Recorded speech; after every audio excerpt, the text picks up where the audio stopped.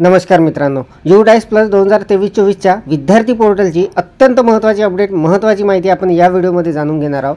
तर मित्रांनो, UDAIS plus 2023-24च्या विद्यार्थी पोर्टलवर सगळ्यात महत्त्वाची समस्या आणि सगळ्यात महत्त्वाचं काम म्हणजे आधार व्हेरिफिकेशन करायचं आहे। तर मित्रांनो, बऱ्याच शिक्षकांचे काही विद्यार्थी जे आहे त्यांचा आधार व्हेरीफाय होत नाही UDAIS प्लसच्या पोर्टलवर। आणि मित्रांनो, आपण सरल स्टुडंट पोर्टल जे आहे त्यावर सर्व विद्यार्थ्यांचे आधार व्हेरीफाय केलेले आहे आणि त्याच विद्यार्थ्यांचे आता UDAIS प्लसच्या पोर्टलवर आधार व्हेरीफाय होत नाही आहे आणि या समस्येमुळे बरेच आपले शिक्षक बांधव त्रस्त झालेले आहे, बऱ्याचशा शाळांचे काम मागे आहे। तर मित्रांनो, यासाठी आपण या व्हिडिओमध्ये त्यावर आपल्याला काय करता येणार आहे, आपल्याला कसं ते आधार व्हेरीफाय करता येणार आहे याची संपूर्ण सविस्तर माहिती डेमो सहित मी देणार आहे। मित्रांनो, माझ्या शाळेवर 2 ते 3 विद्यार्थ्यांचं अजूनपर्यंत आधार व्हेरीफाय झालेलं नाही UDAIS प्लसच्या पोर्टलवर, परंतु त्याच विद्यार्थ्यांचा सरलच्या स्टुडंट पोर्टलवर 100% आधार व्हेरीफाय झालेला आहे। तर मित्रांनो, नेमकं आपल्याला काय करायचं आहे आणि अगदी 2 मिनिटांमध्ये आपलं UDAIS प्लसच्या स्टुडंट पोर्टलवर आधार व्हेरीफाय होणार आहे। तर ते कसं करायचं याची संपूर्ण सविस्तर इत्थंभूत माहिती मी आपल्याला या व्हिडिओमध्ये देणार आहे। तर नमस्कार, मी राज मेश्राम, मराठीशाळा.com या यूट्यूब चॅनलवर पुन्हा एकदा आपलं सहर्ष स्वागत आहे। मित्रांनो, UDAIS प्लस विद्यार्थी पोर्टलचा अत्यंत महत्त्वाचा व्हिडिओ असणार आहे आधार व्हेरिफिकेशन बाबत। सरल विद्यार्थी पोर्टलवरील माहितीच्या आधारे UDAIS मध्ये विद्यार्थ्याचे आधार व्हेरीफाय करा अगदी 2 मिनिटांमध्ये। संपूर्ण सविस्तर माहिती जाणून घेण्यासाठी व्हिडिओला स्किप न करता पूर्ण बघा। चॅनलवर जर नवीन असाल तर चॅनलला सबस्क्राइब करायला विसरू नका आणि व्हिडिओ जर आवडला तर व्हिडिओला लाईक व शेअर करा। चला तर मग सुरू करूया।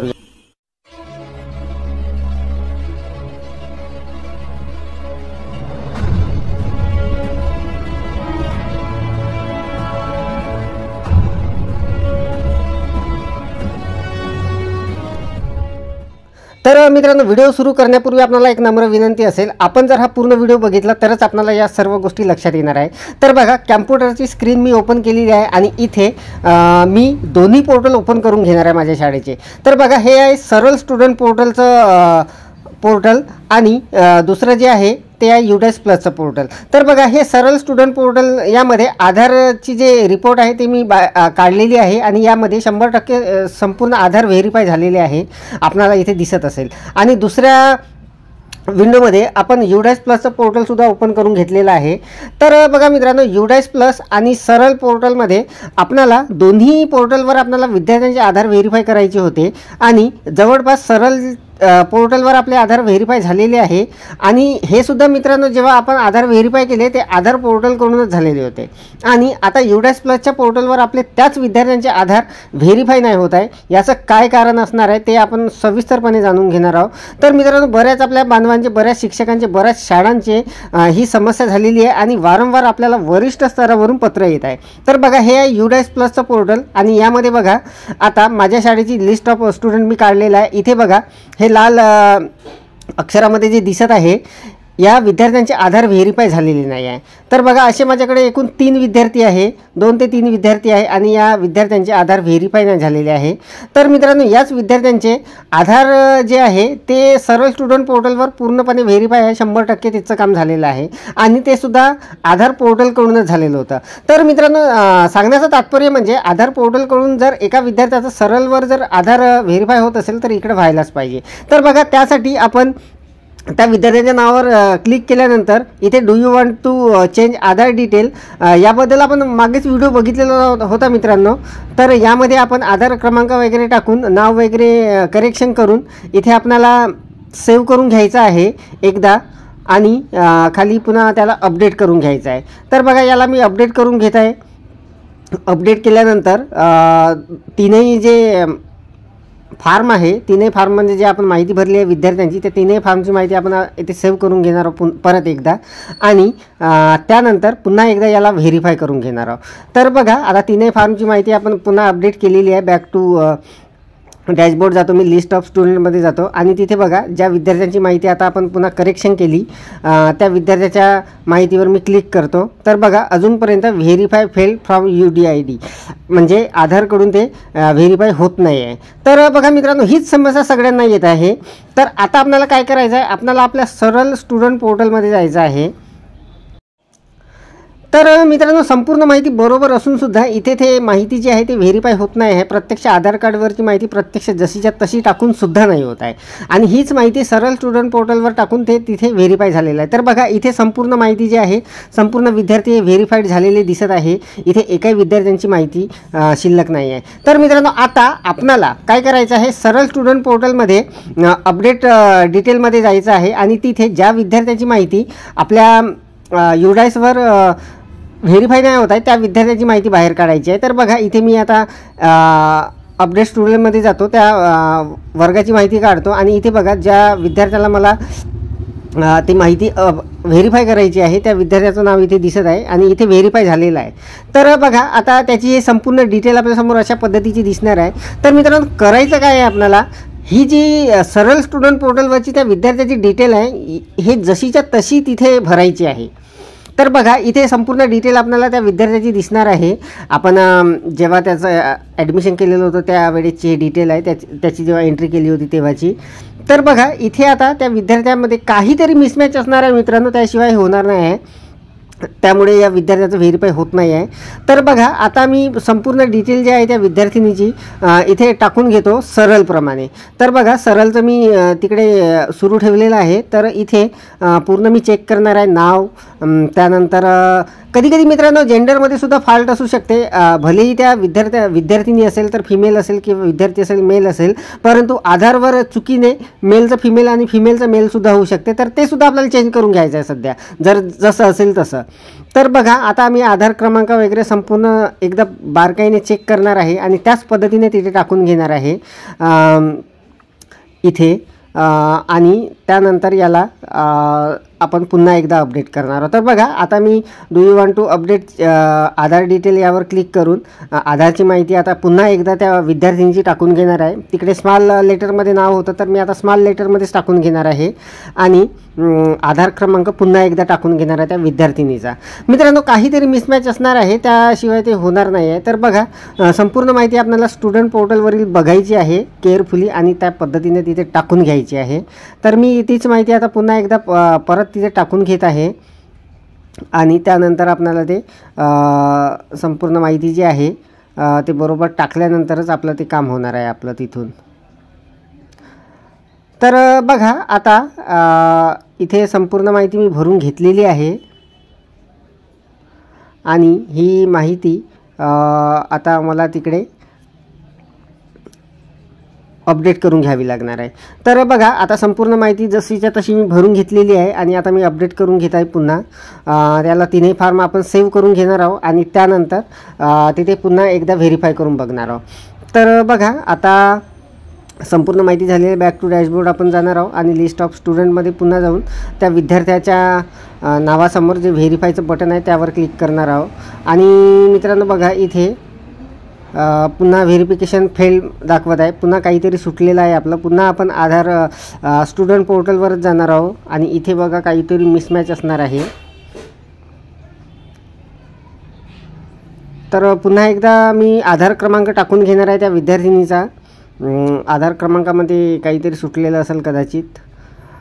एखादी अंक जरी इकडे तिकडे झाला तरी ते होत नाही किंवा जेंडर वगैरे मिसमॅच असेल कदाचित. तर बघा मित्रांनो, या विद्यार्थिनीचं संपूर्ण माहिती आता पुन्हा एकदा परत मी इथे टाकणार आहे. हिची डेट ऑफ बर्थ जी आहे तीसुद्धा मी परत एक वेळा टाकून बघणार आहे आणि त्यानंतर पुन्हा याला आपण अपडेट करून घेणार आहोत. तर बघा मित्रांनो, पुन्हा एकदा अपडेट करून घेतलेलं आहे. आता परत एकदा आपण त्याला व्हेरीफाय करून घेणार आहोत. मित्रांनो, खूप मोठी समस्या आहे ही. प्रत्येक शाळेचे काही ना काही विद्यार्थी इथे व्हेरीफाय झालेले नाही आहे किंवा व्हेरीफाय व्हायचे आहे अजूनपर्यंत आणि वरिष्ठ स्तरावरून आपल्याला वारंवार पत्र येत आहे 100% ते व्हेरीफाय करा म्हणून. तर बघा, आता या विद्यार्थ्यांची माहिती पुन्हा एकदा आपण तिथे अपडेट केलेली आहे. पुन्हा व्हेरिफिकेशन फेलच दाखवत आहे. तर मित्रांनो बघा, इथे काहीतरी पुन्हा मिसमॅच असेल कदाचित. तर पुन्हा मी आता स्टुडंट पोर्टलच्या याच्यावर जाणार आहे आणि तिथे आपण बघणार आहोत नेमकं काय आहे. तर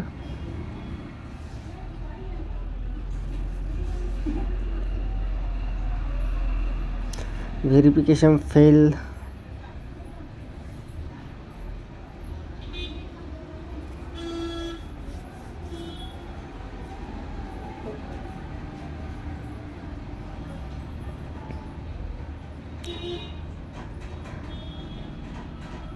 तर मित्रांनो, इथे मी पुन्हा एकदा माहिती सेव्ह केलेली आहे आणि आता पुन्हा एकदा आपण याला व्हेरीफाय करून बघणार आहोत.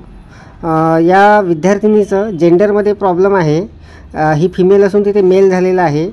तर आता मी ते चेंज करून घेतलेलं आहे आणि आता पुन्हा एकदा आपण याला व्हेरीफाय करून घेणार आहोत. तर बघा, आता ही जी विद्यार्थिनी आहे याला मी आता व्हेरीफाय करून घेतो एकदा आणि बहुतेक हे व्हॅलिडेट होईल आता. तर मित्रांनो बघा, आता हे व्हॅलिडेट झालेलं आहे. तर मित्रांनो, यामध्ये प्रॉब्लेम हा होता की या विद्यार्थ्यांचं जे जेंडर आहे ते फिमेल असायला पाहिजे, परंतु आधार कार्डवर मेल आहे, त्यामुळे आता ते मला मेल करावं लागलं आहे. त्यानंतर आपण त्याला नंतर अपडेट करून घेणार आहोत.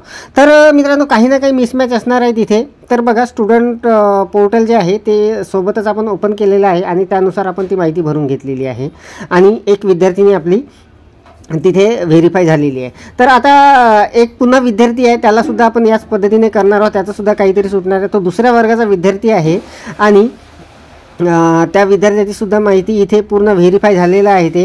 हे बघा, इथे संपूर्ण दोन्ही विद्यार्थी व्हेरीफाय आहे, परंतु तिकडे त्या विद्यार्थ्याचा आधार व्हेरीफाय होत नाही आहे. तर बघा, यालासुद्धा आपण आता अपडेट करणार आहोत. तर त्यासाठी अपडेटच्या टॅबवर आपण क्लिक करून त्याची माहिती आपण पाहणार आहोत नेमकं काय आहे. तर बघा, त्या विद्यार्थ्याची संपूर्ण माहिती अशा पद्धतीने इथे दिसत आहे. तर आता आपण युडाईसच्या याच्यावर त्या विद्यार्थ्याची माहिती बघणार आहोत. तर बघा, इथे आता एक विद्यार्थिनी आपण व्हेरीफाय केलेली आहे. आता त्या विद्यार्थ्याची माहिती आहे. इथे सुद्धा काहीतरी प्रॉब्लेम असणार आहे. तर मित्रांनो, अगदी काळजीपूर्वक आपल्याला पाहायचं आहे. स्टुडंट पोर्टल जे आहे सरळचं, त्यावरची जी माहिती आहे ते तंतोतंत तशीच भरायची आहे. त्यानंतर ते व्हेरीफाय होणार आहे. कुठंतरी थोडाफार मिसमॅच राहणार आहे तिथे, त्यामुळे तो प्रॉब्लेम आपल्याला येणार आहे. तर बघा, आता मी या विद्यार्थ्याचा आधार कार्ड पुन्हा एकदा टाकून घेतो. आधार कार्ड क्रमांक इथे टाकलेला आहे सरळवर त्याप्रमाणे. त्यानंतर त्या विद्यार्थ्याचं नाव वगैरे एकदा पुन्हा टाईप करून घेणार आहे आणि त्यानंतर त्या विद्यार्थ्याचं जेंडर वगैरे जे काही असेल ते टाकून घेणार आहे. तर नावामध्ये स्पेलिंग थोडं मिसमॅच आहे. तिकडे वेगळं आहे, इकडे वेगळं आहे. तर मी आता जे सरळवर आहे त्या पद्धतीने तिकडे टाकून घेतो आणि त्यानंतर याला आपण व्हेरीफाय करून बघणार आहोत. तर बघा मित्रांनो, आपल्याला अशाच पद्धतीने हे करावं लागणार आहे, तेव्हाच आपले व्हेरीफाय होणार आहे.